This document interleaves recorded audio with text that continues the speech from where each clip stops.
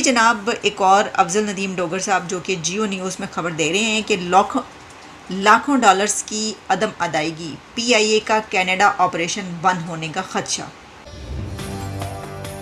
वाजिबात की वसूली के लिए पीआईए की परवाज को कनाडा में रोक दिया। ग्राउंड हैंडलिंग और फ्यूल कंपनी की शिकायत पर कार्रवाई। सर बंद ही करना है, तुसी सारा कुछ खोलना कुछ नहीं। यानी पीआईए का जो कनाडा का ऑफिस है वो बंद इसलिए हो रहा है क्योंकि हमने मिलियंस ऑफ डॉलर्स जो हैं वो नहीं अदा की। एक रेगुलर 6 माह की पब्लिश होती है और कई साल से होती आ रही। जी जी। इस दफा उसकी टाइमिंग ऐसी है कि उसको डिसेमिनेट ज्यादा किया गया और अच्छी बात है कि डिस्कशन में आ रही है। ने सबसे ज्यादा कर्जा पाकिस्तान को दिया हुआ है। शहबाज शरीफ साहब के अल्फाज याद आ रहे हैं कि हम तो भिखारी हैं। वाकई हम भिखारी हैं।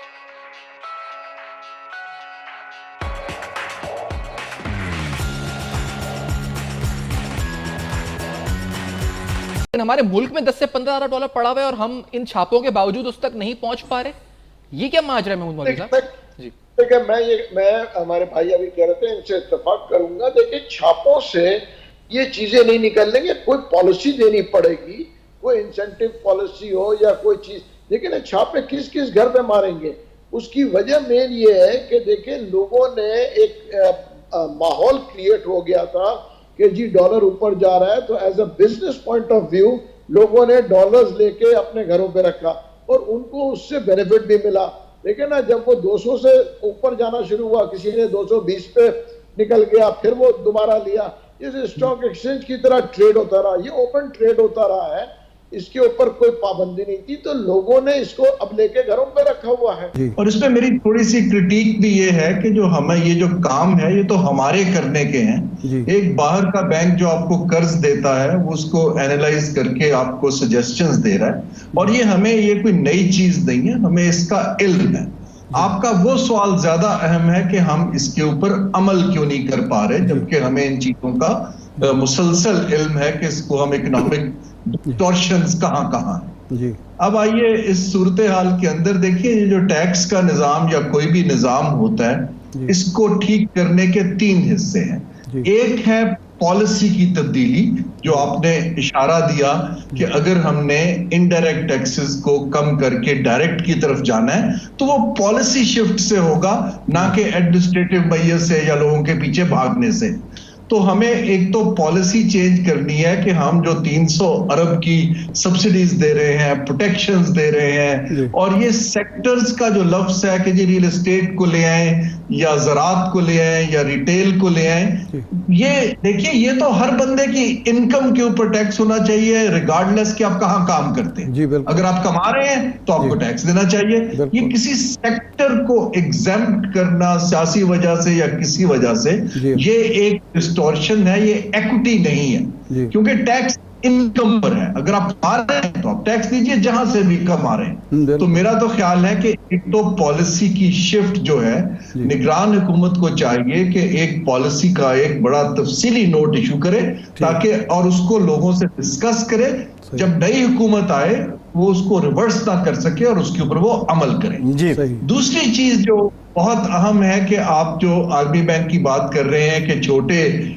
50,000 इनकम वाले पे भी लगाएं और 5 लाख वाले पर भी लगाएं, देखिए ये काम की एक सीक्वेंसिंग होती है। कम इनकम वाला जो पहले ही इन्फ्लेशन से दबा हुआ है, उसके जॉब लॉस का उसको खतरा है, कंजम्पशन उसकी स्क्वीज हो चुकी है, अपनी वो रियल एस्टेट या एसेट्स बेच रहा है। पड़े में तो वो लोग तो इस तरह नहीं कहते सर, ये तो काम होता है पैसे के बदले पैसे।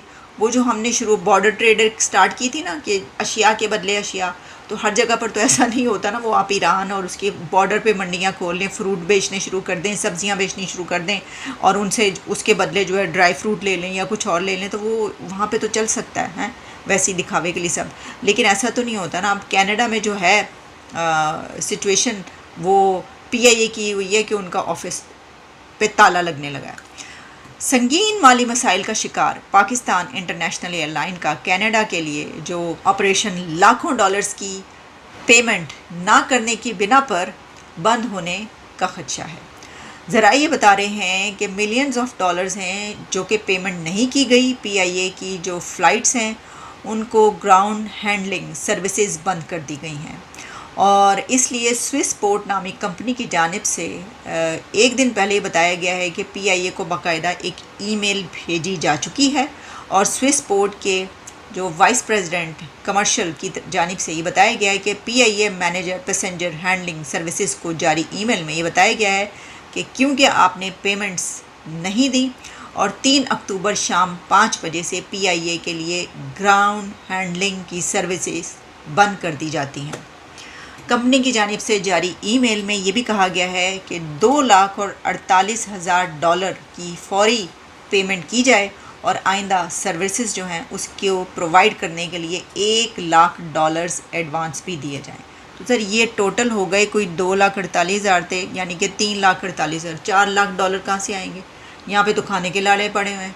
तो वो सर्विस बंद होती है तो हो जाए, क्या हो गया? कनाडा से लोग इधर नहीं आएंगे तो क्या हो जाएगा, या इधर से उधर नहीं जाए। हमारे लिए तो ये ऐसी ही बातें हैं ना, हम क्या कहें इसके ऊपर।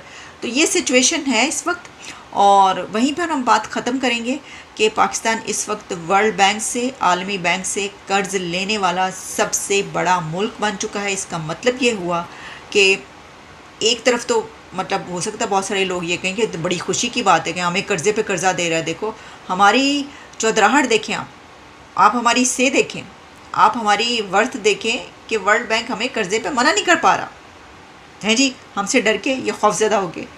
तो कुछ लोग ऐसा भी कहेंगे, यकीन जाने जो लोग ये कह रहे हैं ना कि ये चाँद पे पहुंचने का सबूत दें, चाँद पे तो कोई जाएगा तो नीचे गिर जाएगा, वो उल्टा हो जाएगा। तो वो लोग फिर ये भी हो सकता है कह रहे हो इस वक्त कि ये तो अच्छी बात है, सबसे बड़ा मुल्क तो हमें कर्ज़े पे कर्ज़ा मिल रहा है, लेकिन वो कर्ज़ा आपने अदा भी करना है, जो मैंने आगे सारी तफसील और डिटेल्स आपको बता दी हैं।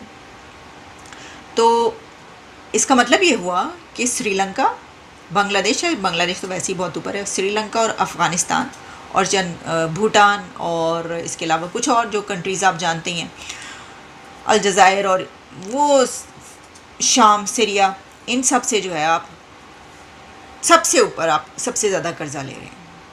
कर्ज़ मांगने की आदत ही बहुत ज़्यादा पड़ चुकी है, जब आदत पड़ जाए तो वो छुट्टी नहीं है, जालिम मुंह से लगी हुई। वो गालिब ने कहा था कि कर्ज़ की पीते थे मैं और समझते थे कि रंग लाएगी हमारी फाका कशी एक दिन, कुछ ऐसे ही शेर है मेरा ख्याल। तो ये रंग नहीं लाने वाली फाका कशी।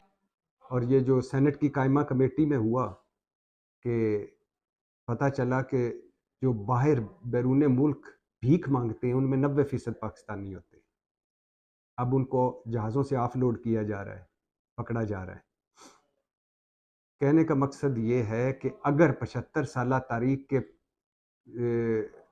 को सामने रखें और चंद को निकाल दें, 2-4 को निकाल दें, तो पाकिस्तान के हुक्मरान 100% भिखारी हैं।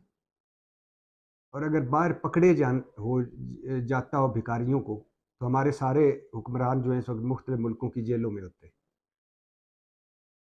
जब हुक्मरान भिखारी होगा, मुल्क भिखारी होगा और आप जानवरों से बदतर ज़िंदगी कर देंगे आम इंसान की, तो वो और क्या करे? खुदकुशियाँ करेगा या भीख मांगेगा, और वही कर रहा है। और फिर आपका वज़ीर आज़म बड़े फ़ख्र से कहे कि हम तो भिखारी हैं, भिखारियों के पास चॉइस ही नहीं होती। तो जब आपके ऊपर से लेकर नीचे तक सारे भिखारी हों तो फिर क्या करना?